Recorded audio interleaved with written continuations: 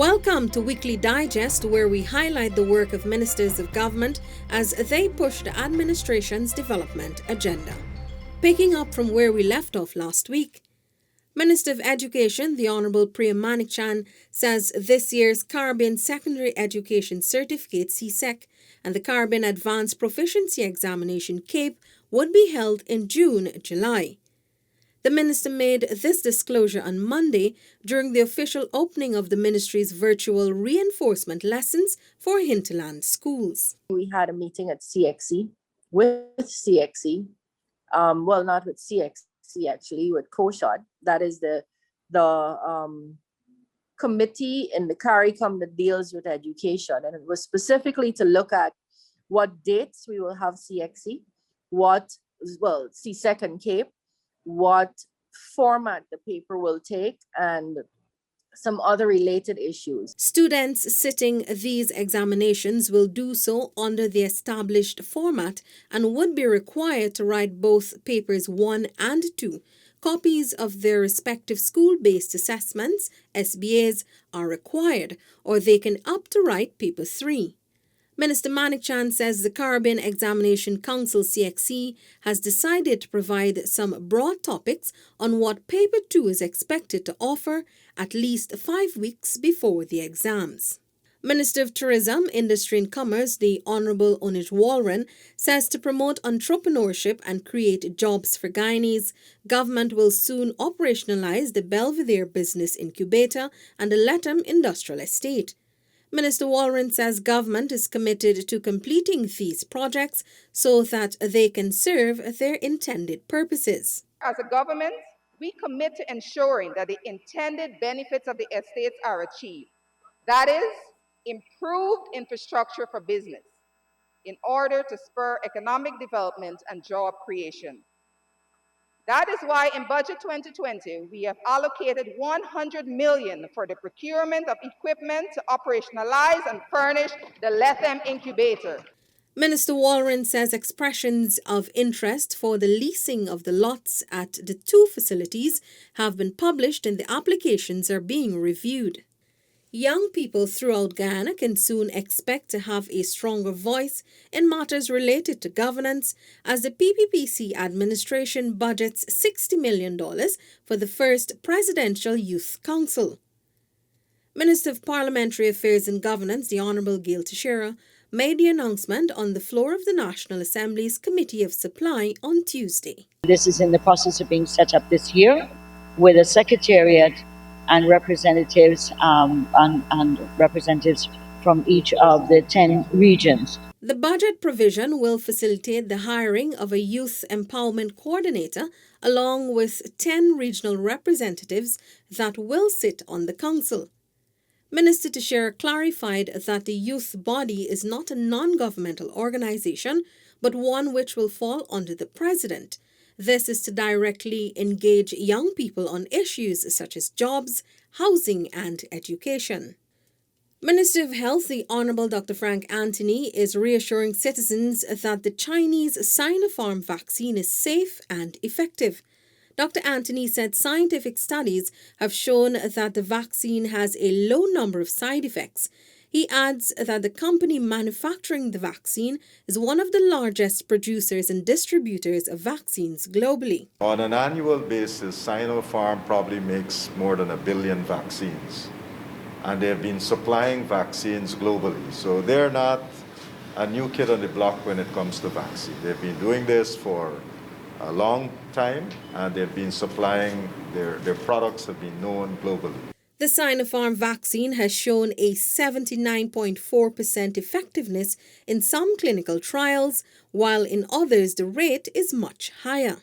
Minister of Tourism, Industry and Commerce, the Honourable Onij Walren, says $135 million has been earmarked for the implementation of the electronic single-window system for trade as the government advances steps to create a business-friendly environment and improve the ease of doing business.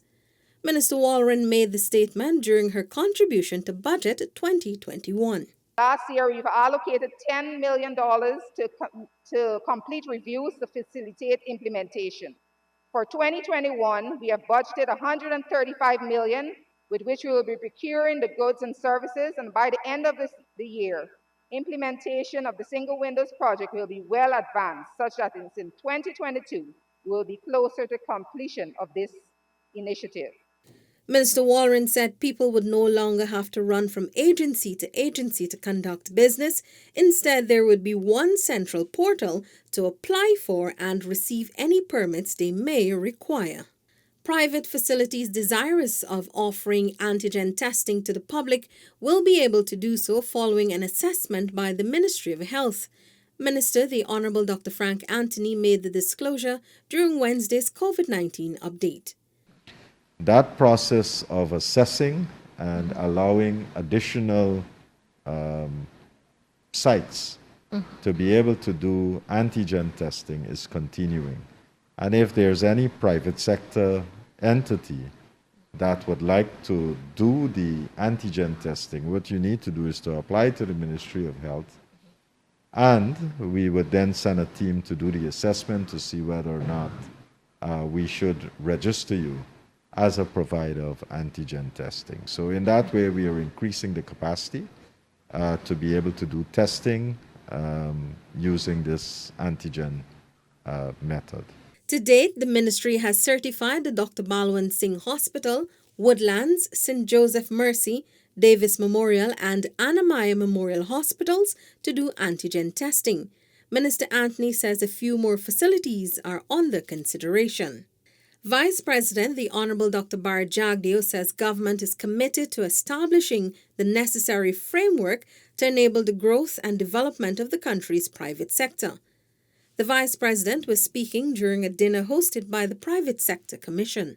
Dr. Jagdeo says while local businesses may have beneficial projects, they're often challenged by access to financing. So clearly we know that our private sector, even when they have good projects that are bankable, are having a hard time accessing financing, and the cost of that finance, even when they access it, is often prohibitive because they're competing with investors from abroad who have a lower cost finance. So unless we find a way of addressing this issue, we would permanently, our local private sector, be at a disadvantage. The Vice President says policies are currently being reviewed to ensure there is a change. Government has mapped out the areas needed to be addressed and has been tackling those issues at breakneck speed. He noted that while the government has embarked on this path, much of the work has been stymied by an inherited rundown economy. Minister of Public Works, the Honourable Bishop Juan Edgell, has submitted to the National Assembly new regulations under the Civil Aviation Act to safeguard persons and operators against COVID-19. Minister Edgell says the regulations will cover a range of practices at the nation's airports. These regulations will guide how air traffic controllers and navigational services are offered in a pandemic. It will address the issue of the Port Health Authority, various operators at the airport, how we process passengers who are checking in.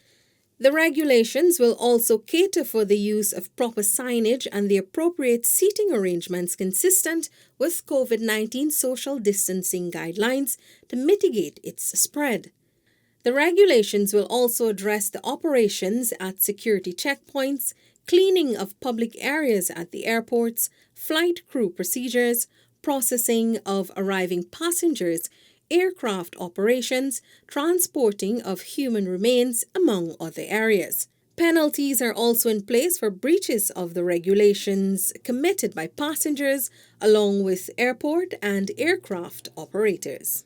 The approval of $22.6 billion in the National Assembly for the agriculture sector will transform the sector at all levels and kickstart many projects. Minister the Honourable Zulfikar Mustafa says he's happy that government's historic $383.1 billion budget has been passed after days of intense debates and consideration of the estimates in the Committee of Supply. I am very happy and elated that now we have seen that the budget has passed. My sector, the agriculture sector, we have seen an increase of 23% from last year's allocation, and this will help to catalyze the agriculture sector to create wealth, create jobs, and at the same time create food security for our country. Among the immediate projects to be undertaken are major drainage and irrigation upgrades. Government's $383.1 billion 2021 national budget has been approved by the National Assembly, setting in motion the PPPC administration's Economic Development Plan for all Guyanese. The budget was passed moments after the consideration of the second half of the estimates, which was significantly shortened due to the non-participation of the parliamentary opposition. The opposition staged a protest while chairman of the Committee of Supply, Mr. Manzoor Nadir, led the process. Senior Minister in the Office of the President with responsibility for finance, the Honourable Dr. Ashni Singh, registered his disappointment over the opposition's decision to absent themselves from the critical phase of the budget consideration.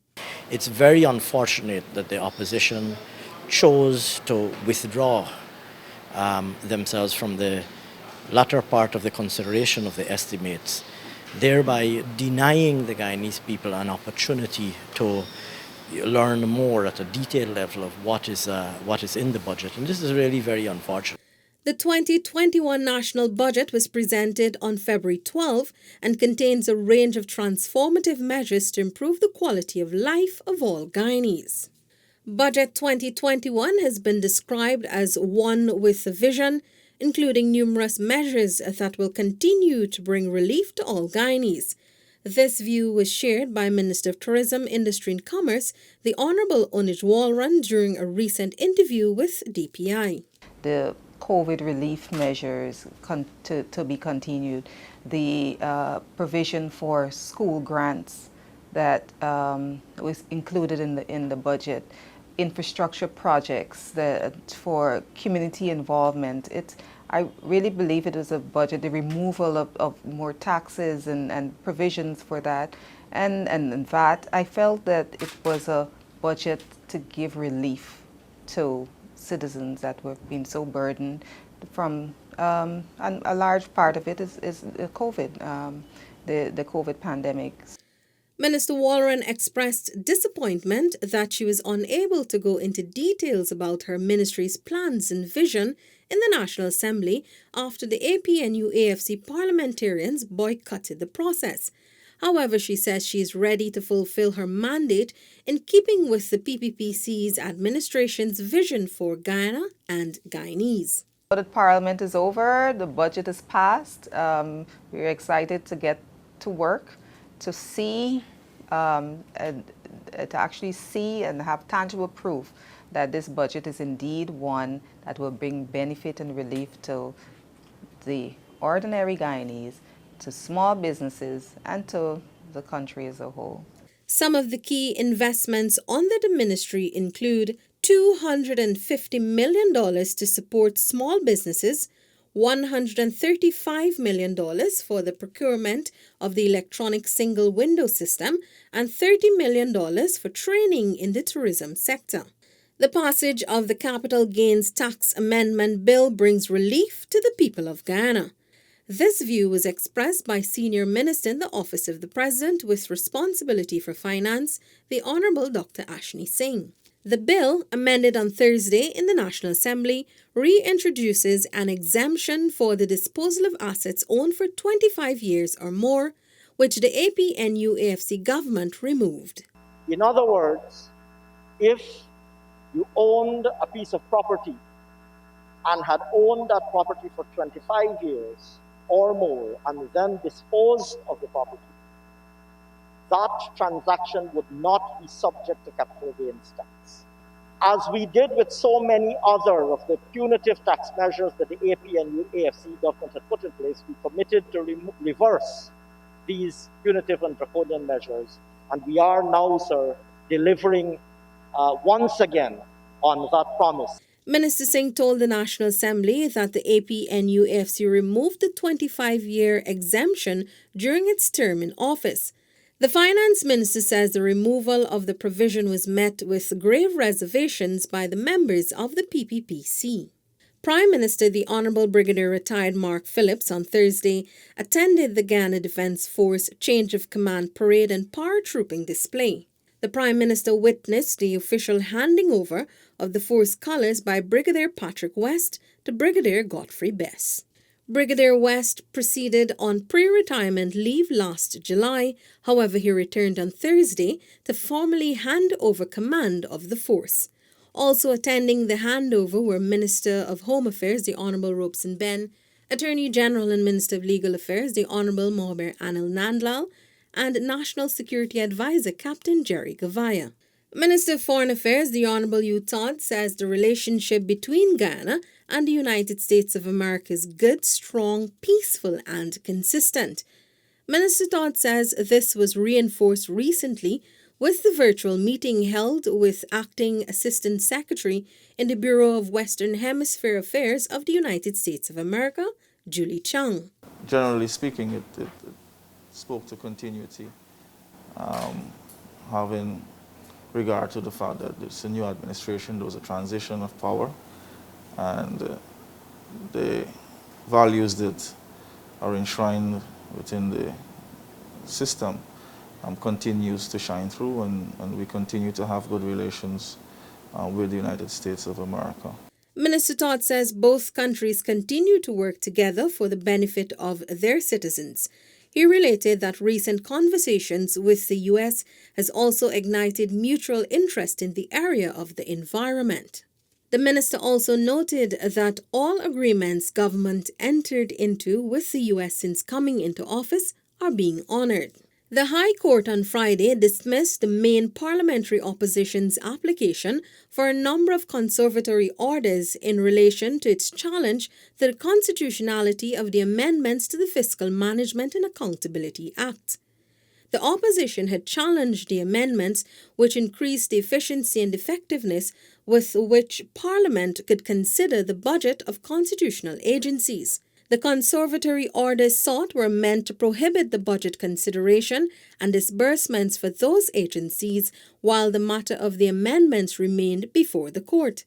AG Nandlal says the law would never put a hold to such substantive activities of the constitutional agencies. The court dismissed Mr. Ford's application for these conservatory orders or on the ground that they were without merit, that no evidence and legal principles were put forward to justify the court acting and making those exceptional orders. The substantive matter, which challenges the constitutionality of the amendments to the Act, will be heard on March 15. To honor the memory of former President of Guyana, the late Dr. Chedi Jagan, a wreath-laying ceremony was held on Saturday at his final resting place in Babujon, East Berbice, Currentine. During brief remarks, Minister of Agriculture, the Honourable Zulfikar Mustafa, urged all to reflect on the life of the late head of state and draw inspiration from it. He said Dr. Jagan dedicated his life to ensuring democracy prevailed. Minister Mustafa reminded Guyanese that only recently democracy was under threat for 5 months, pending the results for the March 2nd general and regional elections. We had to struggle for 5 months. We have seen all kinds of measures, all kinds of tactics that were used by the coalition to derail our democratic process. Today, after 24 years, the struggle and sacrifice and teaching of Comrade Chedi Jagan is relevant today as it was relevant when he started the struggle. The late Dr. Jagan served as president of Ghana from 1992 to 1997 and is widely regarded as the father of the nation. That's it for this edition of Weekly Digest. For these and other government-related information, do log on to our website dpi.gov.gy and our social media platforms as well. Goodbye.